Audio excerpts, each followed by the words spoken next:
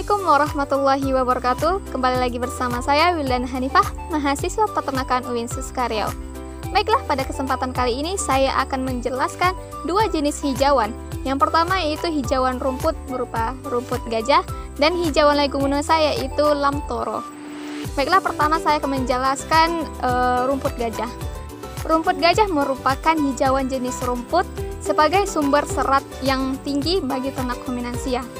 Rumput gajah merupakan rumput jenis unggul karena memiliki tingkat produktivitas, pertumbuhan, palatabilitas, dan nilai nutrisi yang tinggi sehingga sangat baik dijadikan sebagai pakan ternak ruminansia terutama sapi potong. Rumput gajah ini sangat cocok dibudidayakan pada daerah dengan topografi ketinggian 2000 meter di atas permukaan laut pada suhu 25 hingga 40 derajat Celcius dan dengan curah hujan 1500 mm per tahun.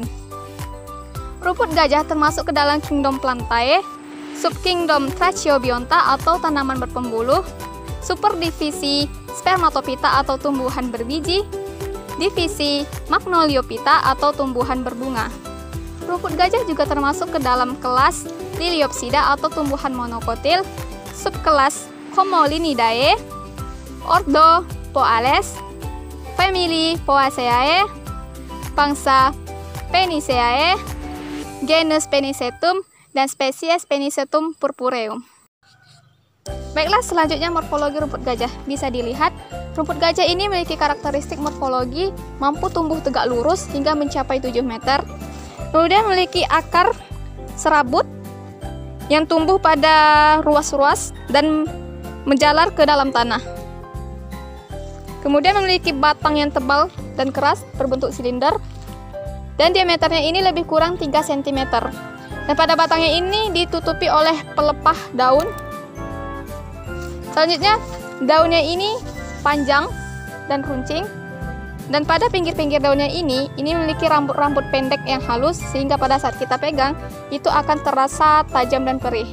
Selanjutnya, rumput gajah ini juga memiliki bunga yang berbentuk seperti es lilin. Selanjutnya, produktivitas rumput gajah. Beberapa literatur mengatakan bahwa produktivitas rumput gajah dapat menghasilkan hijauan segar sebanyak 270 ton per hektar per tahun bila ditanam pada lahan yang beririgasi. Namun, pada lahan yang biasa, itu dapat berproduksi hijauan segar sebanyak 100-120 ton per hektar per tahunnya. Selanjutnya adalah kandungan nutrisi rumput gajah. Rumput gajah merupakan rumput unggul karena salah satunya memiliki nilai nutrisi yang baik, di mana nilai nutrisinya ini terdiri dari 19,9% bahan kering, 10,2% protein kasar, 1,6% lemak kasar, 34,2% serat kasar, 11,7% abu, dan 42,3% bahan ekstrak tanpa nitrogen. Jadi, rumput gajah ini nilai nutrisinya akan semakin menurun seiring bertambahnya usia rumput gajah itu sendiri. Rumput gajah selain memiliki keunggulan dari segi nilai nutrisi maupun produktivitasnya, rumput gajah memiliki keunggulan lainnya. Di antaranya adalah mampu tumbuh di berbagai jenis tanah, tahan terhadap cuaca yang panas, mampu tumbuh di lahan yang sangat minim nutrisi. Rumput gajah ini juga memiliki daya tumbuh dan palatabilitas yang baik. Rumput gajah juga bisa dijadikan sebagai pakan ternak. Di balik keunggulan yang dimiliki oleh rumput gajah, ternyata rumput gajah juga memiliki kekurangan. Kekurangannya ini hampir sama dengan rumput budidaya lainnya, yaitu ketersediaannya tidak berkelanjutan, terutama pada saat musim kemarau. Baiklah, selanjutnya di samping saya ini ada lamtoro. Lamtoro ini merupakan hijauan jenis leguminosa yang memiliki kandungan protein yang tinggi. Lamtoro ini dapat tumbuh pada topografi dengan ketinggian di bawah 1000 meter di atas permukaan laut dengan cuaca yang hangat yaitu suhu 25-30 derajat Celcius. Dan lamtoro ini itu dapat tumbuh dengan curah hujan di atas 650 sampai 3000 mm per tahunnya. Nah, lamtoro ini termasuk ke dalam kingdom Plantae, divisi Spermatophyta, subdivisi Angiospermae, kelas Dicotyledonea, famili Leguminosae, subfamili Papilionaceae, genus Leucaena, dan spesies Leucaena leucocephala. Selanjutnya adalah karakteristik morfologi dari lem toro atau yang umum dikenal sebagai petai Cina. Nah, lem toro ini merupakan tanaman perdu atau pohon yang kecil yang tingginya itu adalah 2-10 meter. Kemudian memiliki batang yang keras, bulat, namun tidak besar. Memiliki daun majemuk yang terurai dalam tangkai, seperti ini. Kemudian bentuk daunnya itu kecil-kecil dan ujungnya runcing, dan terdiri dari 5 hingga 10 pasang helai daun. Kemudian memiliki bunga majemuk yang bertangkai, panjang dan berwarna putih kekuningan. Namun ini adalah bakal bunga yang belum tumbuh sempurna.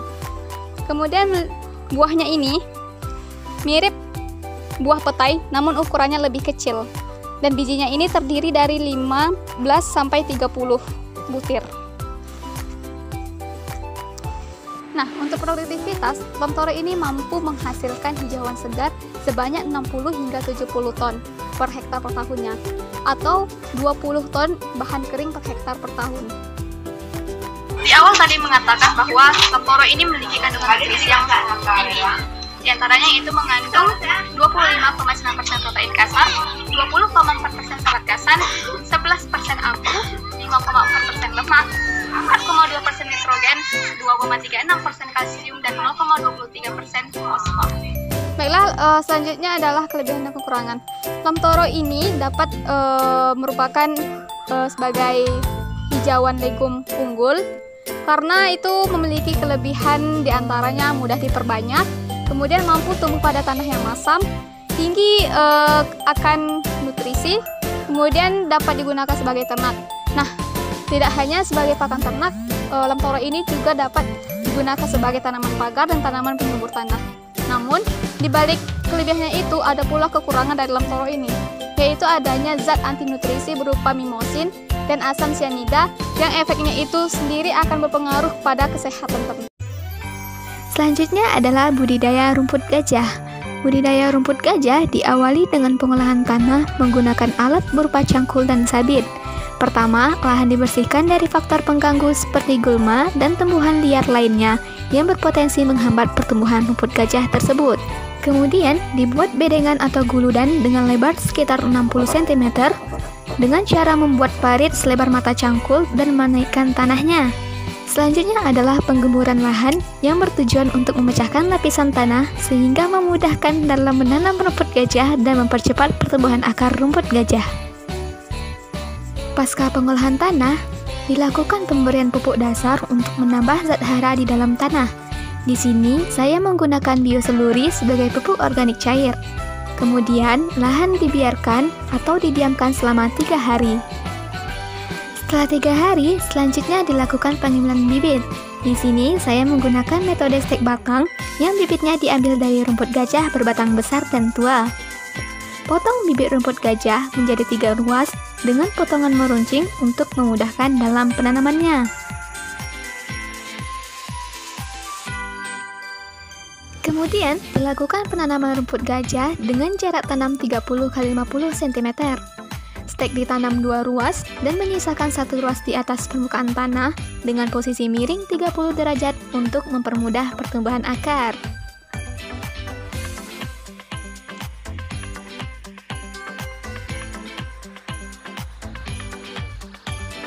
Untuk perawatan rumput gajah yang baru ditanam disiram setiap hari, terlebih pada saat musim kemarau hingga tumbuh tunas yang baru.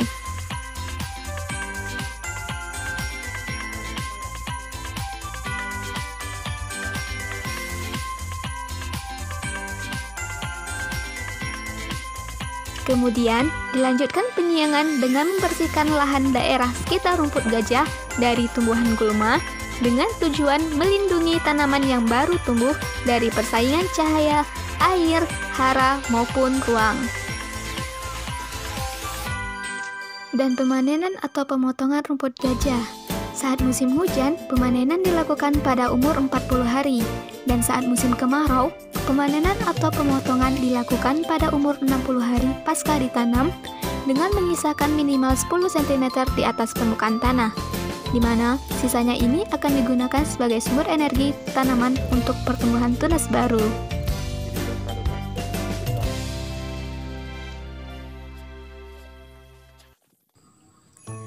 selanjutnya penanaman lam toro. Penanaman lam toro ini menggunakan bibit, baik itu bibit dari biji yang disemai terlebih dahulu maupun bibit dari stek batang yang juga disemai terlebih dahulu. Nah, penyemaian ini bisa menggunakan media polybag ataupun ke media tanah secara langsung. Berikut merupakan penyemaian menggunakan biji lam toro yang sudah tua dengan media tanah langsung. Dan ini penyemaian biji dengan media polybag yang setiap polybagnya diisi 2 butir biji lam toro. Sedangkan penyemaian menggunakan stek batang, batang dipangkas terlebih dahulu dari akar, daun, ranting, dan pucuk batang untuk mengurangi penguapan. Kemudian setelah disemai, bibit tersebut dipindahkan ke lahan yang ingin digunakan, dan jarak tanamnya itu tergantung kondisi atau tergantung yang diinginkan. Ada yang menggunakan jarak tanam 1 kali 2 meter dan ada pula yang menggunakan jarak tanam 1 kali 1 meter.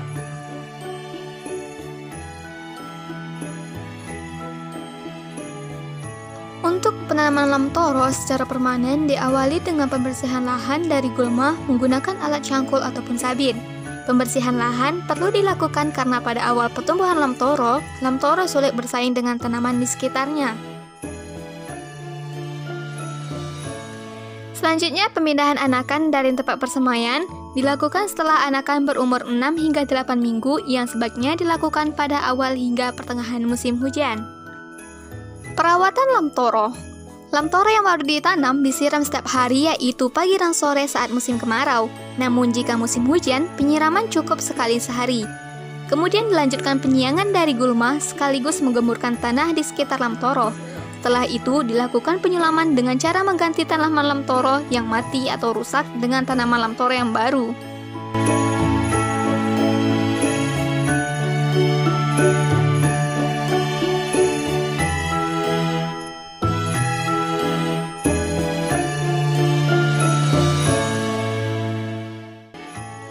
Selanjutnya pemanenan atau pemotongan lam toro. Pemotongan lam toro baru boleh dilakukan setelah tanaman berusia 1 tahun atau tingginya sudah mencapai 3 meter.